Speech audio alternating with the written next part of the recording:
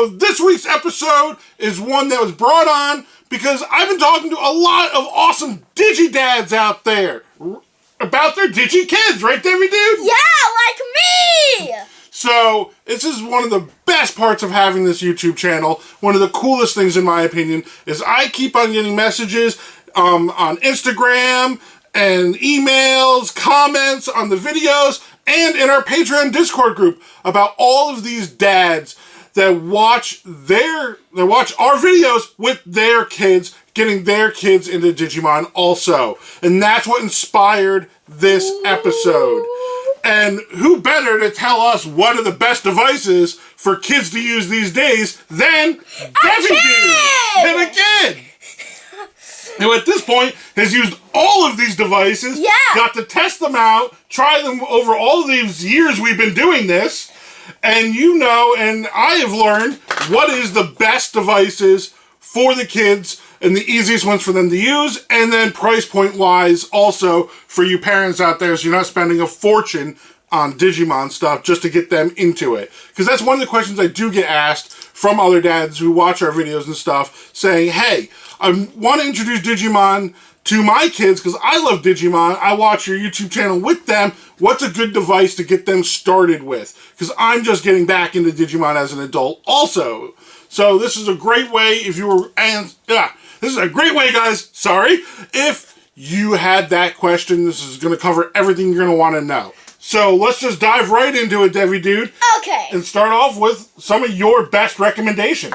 Okay, so the first device is the Digimon 20th. So this one, it's more of like an older kid one, like 8, because when I was a little kid and I first got this, the training was really frustrated with me, but still, if you end up buying one, it won't look like this. It'll just have the chain and that. Well, yes. Dude has a custom Devimon one he has with all of his Devimon keychains on it, but... But it would be a great one if your child is like, a little on the older side, right? Yeah. It's a great one because it's so simple, but the training might be a little bit frustrating if you're a littler kid. So let me elaborate a little more on what Dude is trying to say here. Is that I originally gave Dude his first Digimon at, you were still 4, you turned 5 only a little bit after that. So he was right around 5 when he got his first Digimon. And with the DM20s, in order to do the training on them, you got to button mash that button. Yeah. And he just wasn't able to get enough in or do it fast enough to get a good training. And it would really frustrate him and really get him upset with it. These are a great device, especially if you're a beginner getting into them. Number 1, they're cheap. Number 2, they're easily accessible. And number 3, they have a ton of different eggs on them, giving you a lot of different options of Digimon you can raise. Right, Dude? Yeah, and I just want to give you a tip for the training. I like to do it like this. So it feels kind of easier. It did end up being a little easier for you to do it that way. Dude obviously got better at it as he got older. Yep. And so if you're looking for a device for more of a younger kid, they might have trouble with the training on here. He definitely got frustrated with it, not being able to get the Digimon he wanted because he wasn't able to get the trainings in that he wanted. But if you have an older kid, like 7 or 8, that will be good. And don't worry, there's going to be more devices that we're going to talk about better for littler kids. Leading us into our next device. Now, Dude, this is one of your favorite ones in general. Now, which one is it, Dude? The DMX! It's the DMX, yeah! You prefer the DMX2, and that's why you were kind of stumbling on it there. But the DMX is a great one for kids to get into. So, it's a really simple device, and the training is really good. Even if you didn't land on the black spot, you still got something. This week's episode is sponsored by Ovio. Thank you, Ovio. OVO sent us this really awesome Nintendo Switch mount there to turn it into a better handheld version. This thing is really sleek. It holds 5 cartridges in the back. They just slide right in. They're nice and tight without being too tight, where it's hard to get the games out.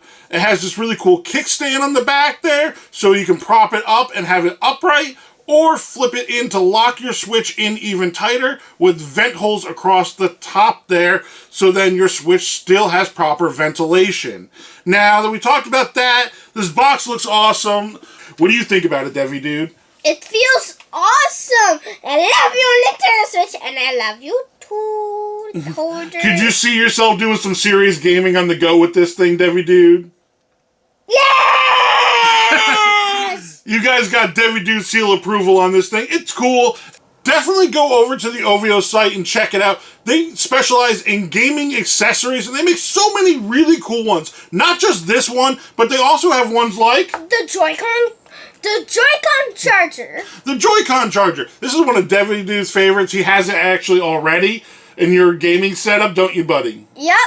Yeah. So go check out their site. They have so many other systems, not just the Nintendo Switch, but the various PlayStations and Xboxes also. And while you're there, use the link in the description and put in Digi-Dudes 15 to get 15% off at checkout. 15% off at checkout! 15% off! Alright guys, thank you so much for our sponsors, OVO! Thank you, OVO! Back to the episode. Exactly. The difference really what it's going to come down to between the 20th and the DMX is that on the 20th, you have to get the training right exactly in order to have successful training. Well, with the DMX, with that bar going back and forth, yes, if you hit it at the smallest point, you're going to get the best results. But if you hit it at one of the other points, you can still get a good or a great, still counting for your training. You just got to do it more often. And which then gives you a wider margin of error, making it a lot easier for little kids to get the training in, and making it easier for them to take care of. But still, it's a more of an expensive device. Not anymore, Devi Dude. What? The version 1 and 2 have both been released in English now, dropping the cost down significantly. And you can pick them up in places like Walmart, Target, Amazon, making them very accessible now, and here in America, they're only $20. Oh, because you can get them cheaper sometimes on sale on like Target or on Walmart, and like I said, Amazon. They all run sales occasionally, and you can get them even cheaper now too. Oh, I got confused there because I've got the Japanese DMX2. Exactly. And the English DMX1. Yeah, so that's another reason why the DMX2, or DMX, I should say, is a great device for kids. The rosters are really cool. The close-ups make it even more interesting and fun with them. And the training is very simple. The training is really simple and easy to do. And then also they have all of those different battles and campaigns you can do in them.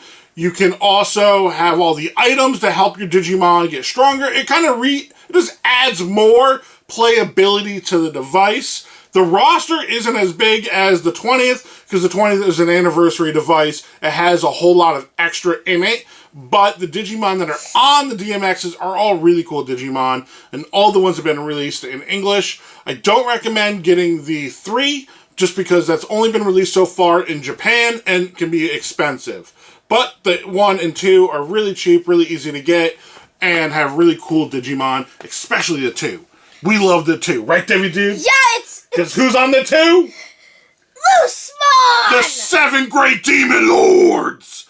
Yeah! I think there was maybe a couple of the 7 Great Demon Lords in one, but still... On the 1, it's a variety of the Royal Knights and the 7 Great Demon Lords. Which I think is actually kind of lame and confusing. It's much better to have one separate device for a different, race, I'll say. Okay. Well, it works, because the DMX1, you get a variety of both. On the DMX2, you get only the 7 Great Demon Lords, and then on the DMX3, you get only the Royal Knights. So if you have all 3, it's a good collection of them, but if you just want a little bit of each, the 1 is really a good one to go with that. I do recommend getting the 2 over the 1 because of the addition of the XP item you can use. In the version 1 of it, it doesn't have any XP items. The grinding on it to level up gets a little bit harder to do just because it takes longer. But in the 2, you get a XP item you can use. And there's also what I like to call grinding levels. Certain levels that are easier that give a lot of XP. And they have that throughout the device. So depending on where you're at, like if you're at child or adult level, you can kind of go with this one to grind at. Or if you get a little higher, when you start hitting perfect and ultimate, you can grind at this spot that gives you more and makes it easier. So I do recommend the 2 over the 1, but the 1 is still really cool also and has a lot of great Digimon on it, like War Greymon X. That guy is awesome. Yeah. It also has Omegamon X, and I know there's a lot of Omegamon fans out there. Yep. So, next one, I'm pretty sure it's the Vital Bracelet. Another great one, exactly. This one is honestly my number 1 pick for kids right now. So, right now, originally it was expensive and hard to find, but now, since of all the English releases, like the Vital Hero, you can find it in like Walmart, Target. Yeah, it's really easy and to Amazon. find. Yeah. And the training, it's really good. All you have to do is like a couple of exercises for a bit, and it's just a real cool thing. The Vital Hero, Digi-Dude is absolutely right. It's a great device for kids. I love the Vital Hero. So if you're confused on what the Vital Hero is, it's just the Digivice V released here in America. So it's essentially the same thing. It's just under the new title that they gave it when they localized it here and brought it to us. And the major thing I love about it, I think it's great for kids, is that the evolution requirements, if you don't make them at the time you need them, the timer just resets, giving you another chance to keep on raising your Digimon. Right, Digi-Dude? Yeah. Making it a lot easier and a lot less stressful, right? Yeah. Because you're raising them on the Digimon 20th or the DMX, and you don't make those requirements, you just don't Digivolve. And that can be upsetting to kids. I know a lot of times it was upsetting to me, and some people might say that's the challenge of Digimon, but if you're just trying to introduce your kids to it for the first time, you want them to have a good time with it. And this is a great way to do it. And it's in color, and everyone loves colored sprites, right, Digi-Dude? Yeah! There's some really awesome Digimon on there too, isn't it? Yeah. And the bonus is, whatever DIMs that you have already, if you're an adult, you're a parent having them, you can share them with your kids. You don't need to buy another separate one for them. All you have to do is get the Vital Hero, and then you're set up and going. The Vital Hero is the most expensive option out of these 3. It's still around $65, $65, depending where you get it. But at the same time, it's really cool. You like having it on your wrist with you and having your Digimon with you everywhere you go. I've got my Virus type great one the man back drawer. You do. The one thing that I will say as a parent, I've noticed is that Digi-Dude does tend to lose his Digimon sometimes. And then we gotta go find him wherever he left it. Which is just the thing of being a kid. It happens. But with the Vital Hero and it being on your wrist, it definitely makes it a lot easier to keep track and knowing where it is. Right, Digi-Dude? Yeah! Or you can get one of these, but mine's broken. Yeah, you have a wrist attachment for your Digimon that your Digimon slides into, but yours broke. But Vital Hero, you don't have that problem. The only thing I would say about the Vital Hero, if you get it for your kids, is to get some type of adapter or something. You can pick them up on Etsy or something like that, just to hold the clasp on, because it does pop off sometimes, and then you could lose it. But for a kid, it fits a bit better their wrist and stays on a bit better than it does for adults. But if you want to grab something like that just to kind of help it stay on better, it's a good way to go.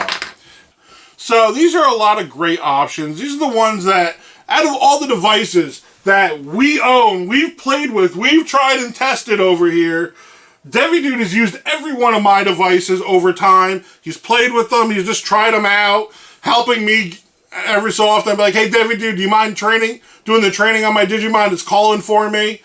And these are the ones that we found that work the easiest for them.